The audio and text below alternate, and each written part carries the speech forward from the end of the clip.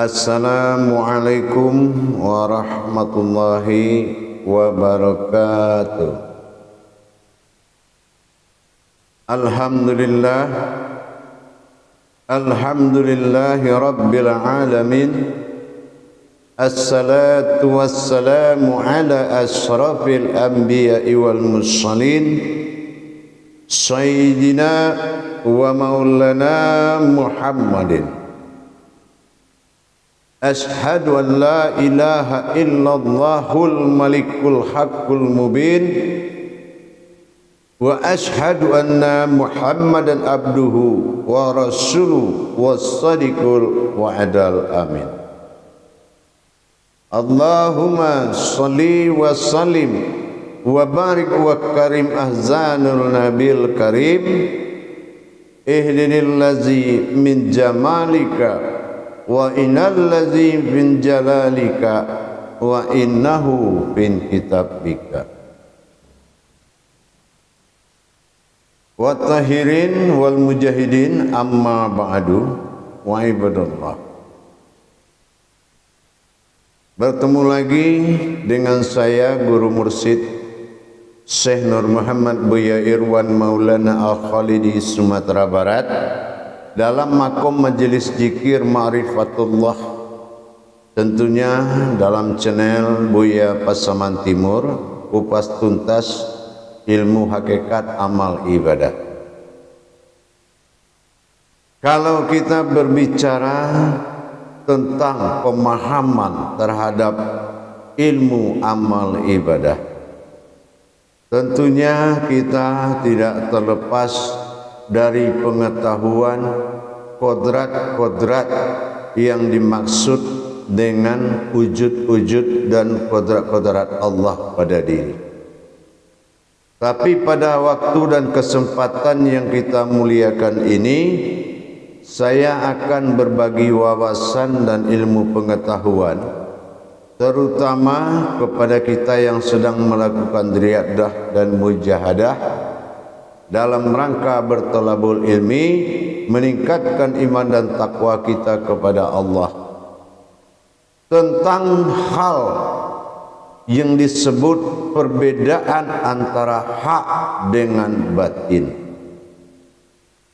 Ini kalau kita tidak memahami perbedaan kodrat hak dan kodrat batin, ini dalam mentajalikan kodrat ini dikhawatirkan akan salah menjalankan. Sejauh mana kodrat yang dikatakan hak dan apa-apa golongan kodrat yang hak disebut hak, dan apa-apa golongan kodrat yang disebut batin, dan apa saja tingkatan-tingkatan batin itu. Para hadirin kaum muslimin dan muslimat jamaah rahimakumullah, penempatan kodrat-kodrat ini yang bersifat hak, hak itu adalah kodrat halus bagi Allah, tidak bersifat nur, tidak bersifat batin, tidak juga bersifat sir. Nah, ini pemahamannya beda. Kalau yang dikatakan kodrat hak itu tidak bersifat zat, tidak bersifat nur, tidak bersifat sir, tapi kodrat hak ini adalah sesuatu yang halus, yang bisa ditatap oleh mata batin, yang susah diungkapkan kalau ditanya. Tapi dalam kesempatan ini saya akan memperumpamakan diri hak itu ke sebuah benda. Diri yang hak itu saya akan mengumpamakan ke sebuah benda, yaitu sebuah kaca cermin. Kaca cermin itu antara yang berkaca, yang duduk di dalam kaca dengan yang di luar kaca, itu mendapatkan suatu perantara, sebuah kaca yang halus sehingganya tembus melihat kodrat yang di luar menuju kodrat yang di dalam. Kira-kira bisa dibayangkan seperti apa halusnya. Kodrat yang di luar kaca cermin bisa melihat kodrat yang di dalam kaca cermin. Nah, berapa halus perantara yang membuat itu terlihat. Nah, ini yang dinamakan diri hak. Ini yang dinamakan hak. Kalau disebut dengan diri halus, tetapi tidak disebut dengan diri sir. Kalau diri sir itu bisa juga sir ini dikatakan adalah maujud yang nyata. Kodratnya sir. Nah, memang kalau sir ada usir juga, ada rahasia di dalam rahasia. Tetapi kalau untuk diri hak, ini himpunan daripada batin, 7 batin dihimpun menjadi satu. Kira-kira seperti apa halusnya? Contohnya sebuah pendengaran. Kalau sebuah pendengaran itu, bisa enggak kita menilai atau melihat bentuk wujud pendengaran itu? Atau wujud penglihatan, atau wujud suara, atau wujud kata. Halus kan? Nah, seperti itulah halusnya hak. Jadi untuk mendapatkan perbedaan tadi, berbeda dengan wujud batin. Kalau wujud batin, semua yang wujud dan maujud itu bisa bersifat batin. Contohnya apa? Ada batinu, ada batiniyah. Nah, batiniyah ini apa? Seperti zat. Zat itu juga berasal dari batin. Ya. Nur itu juga batiniyah yang berasal dari batin. Kita percontohkan 3 lapis kodrat yang bersifat batin. Ya. Yang bersifat batin. Apa itu contohnya?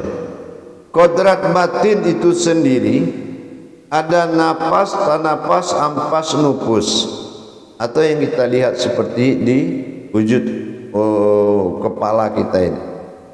Nah, napas itu nama batin, bukan nyawa. Nupus adalah bernapas dengan hidung. Nah, begitu juga ampas, tanapas, melihat. Tapi yang kedua adalah zat. Zat itu tidak akan ada kalau tidak ada batin. Zat itu tidak akan ada kalau tidak ada batin. Makanya 4 daripada batin menjadikan 4 kodrat daripada zat. Ada zat di, wadi, mani, manikam. Nah, coba kalau tidak ada batin yang 4, dari mana datang adanya zat yang 4? Nah, yang ketiga ada 4 kodrat hayat hidup, yaitu nur. Ada nur, ada nurullah, ada nur Muhammad, ada nur haknya Allah. Nah, coba kalau tidak ada zat, mana ada nur? Itu namanya batin, atau dikatakan batiniyah atau batin hayat.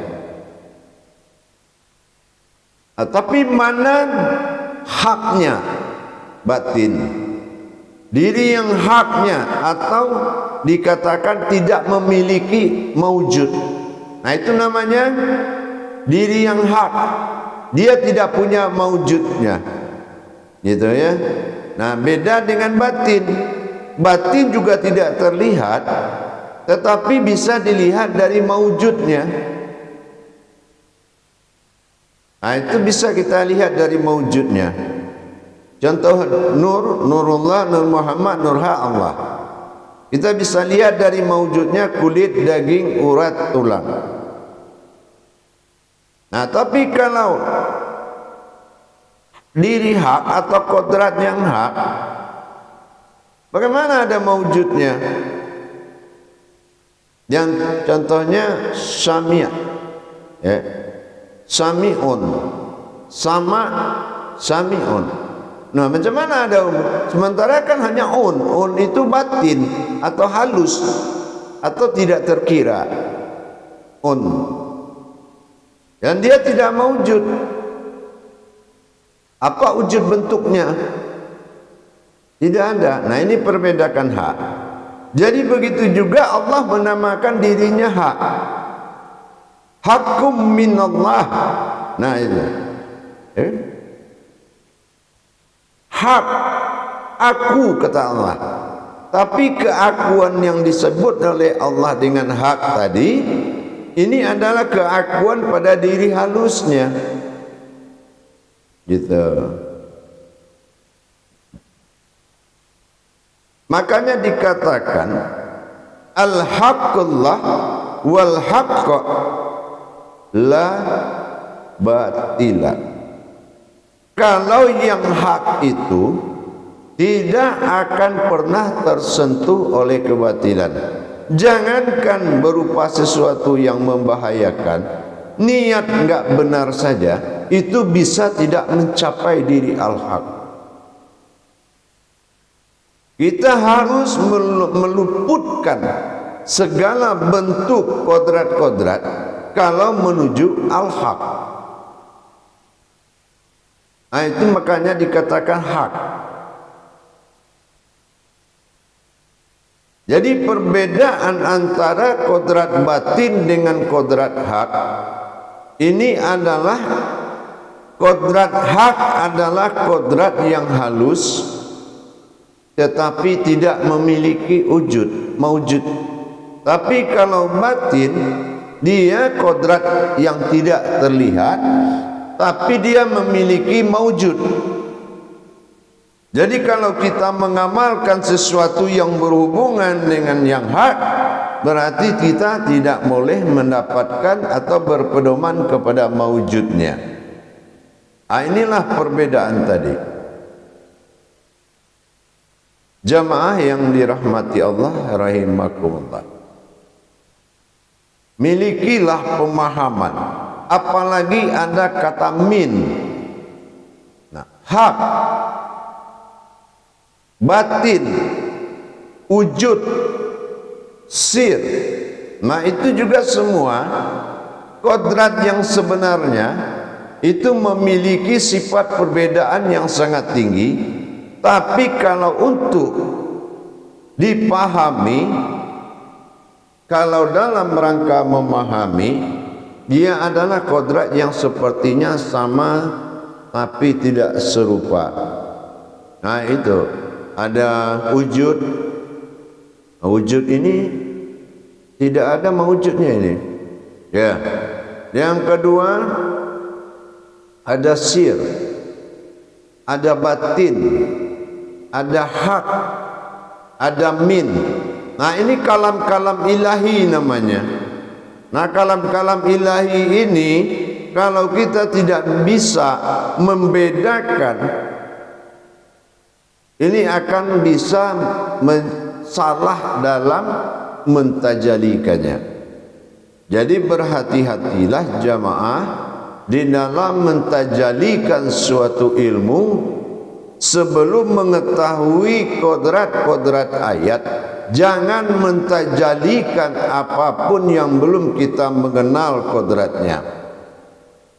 Yang kita belum mengenal dan memahami kodrat yang akan kita tajalikan, maka harus kita memahami lebih dalam, belajar lebih dalam lagi, mengetahui kodrat-kodrat tersebut, sehingga di saat mentajalikan, kenapa? Kalau kita menyebut kalam-kalam tadi adalah kalam ilahiyah, kalam ilahi, berarti bukan artinya Tuhan itu banyak, tetapi Allah menamakan sifat. Ya, sifat dia banyak. Nah, sifat inilah yang mengatur perjalanan tajalli Allah dan tajalli sirullah. Jadi kita harus memiliki pemahaman dan wawasan tentang kalam-kalam ilahi tadi. Apalagi yang dikatakan hu atau dia, hu atau aku. hi, ha, termasuk ah, ih, itu tajali-jali kalam ilahi. Nah ini kalau kita tidak tahu kodratnya, di saat bertemu dalam kajian tauhid, karena tauhid ini menuntut tajali yang lebih bagus. Tanpa tajali, tauhid itu tidak mengakui kebenaran sebuah amalan umat. Maka kita harus memiliki kemampuan tajali. Tentunya dari sebelum itu kita memiliki kemampuan tentang pengetahuan kodrat-kodrat ilahi di dalam kalam-kalam Allah dalam Al-Quran. Kalau kita tidak punya wawasan ke situ, maka dikhawatirkan pentajalian tadi akan salah. Jamaah yang dirahmati Allah rahimakumullah. Berbicara kembali tentang ketentuan-ketentuan kalam ilahi tadi, yang sifatnya kalam ilahi tidak bisa diwitirkan. Nah, makanya kita harus tahu kodrat. Semua kalam ilahi itu rata-rata itu dilakukan dengan tadzakur. Dilakukan dengan tadzakur dengan arti apa? Tadzakur itu adalah suatu amalan yang dipandang tetapi kita tidak berkutik di situ. Beda dengan tafakur. Kalau tafakur amaliyahnya tinggi, kita bisa mengantarkan dan membawa rasa ke dalam yang diamalkan. Tapi kalau tadzakur, kita hanya menyaksikan sesuatu yang berjalan, yang mana kita hanya diberikan rasa dan makna. Beda lagi dengan takarub nanti. Begitu juga takarub ini adalah memperjalankan. Nah, kalau memperjalankan, kalau kita enggak tahu kalam-kalam ilahi ini perbedaan wujud, batin, sir, hak, min. Nah, ini juga akan sangat berbahaya kalau mentajalikannya. Maka daripada itu, usahakanlah jamaah para hadirin meningkatkan ilmu pengetahuan dengan belajar hijaiyah. Kuasailah bagaimana kalam-kalam ilahi itu berawal dari satu huruf menjadi satu kata, satu kata menjadi satu kalimat, satu kalimat menjadi satu ayat, satu ayat akan menjadi satu surat, sampai satu surat itu menjadi satu kitab. Ini harus dikuasai. Jadi ahlul kitab, menjadi ahli sebuah kitab itu perlu belajar pengenalan lebih dalam lagi. Kenapa? Al-Quran tidak bersekutu dengan pemahaman. Ingat, Al-Quran bisa dikendalikan oleh orang yang sudah bisa menerjemahkan tentang makna alif lam mim, tentang Allah, tentang alam, dan tentang umat. Makanya kuasailah makom-makom kalam-kalam ilahi itu, baik itu yang bersifat hak, min, baik itu yang bersifat wujud, baik itu yang bersifat sir, batin.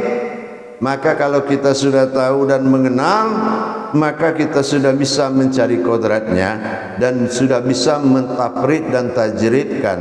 Sehingga kalau kita sudah bertauhid kepada tauhid kauniyah, tauhid kauliyah, insyaallah memahami semakin mudah. Maka mari kita meningkatkan pemahaman kita tentunya dengan belajar. Baik para hadirin jamaah rahimakumullah, mudah-mudahan bermanfaat pengetahuan dan pemahaman ini agar di dalam menguasai belajar dan pembelajaran terhadap kodrat-kodrat Allah pada Al-Quran semakin ditingkatkan. Kenapa? Tidak mudah mendapatkan suatu petunjuk Allah walau hatimu belum mencari Allah. Baik hadirin dan sekalian, demikian pengungkapan daripada pemahaman antara perbedaan kalam-kalam ilahi tadi. Harus banyak-banyak belajar dan mengikuti perkembangan di YouTube Buya Pasaman Timur.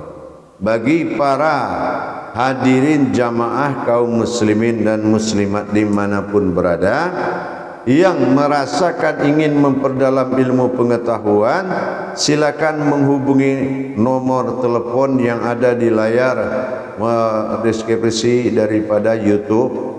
Nanti silakan menghubungi petugas penerimaan jemaah dan mengkoordinasikan untuk mendapatkan bimbingan yang akan dilaksanakan 1 minggu dalam 1 kali. InsyaAllah mudah-mudahan hanya dengan belajarlah kita terlepas dari mempersekutukan Allah dari segala bidang. InsyaAllah. Baik para hadirin dan jamaah, akhirul kalam, wabillahi taufiq wal hidayah. Wassalamualaikum warahmatullahi wabarakatuh.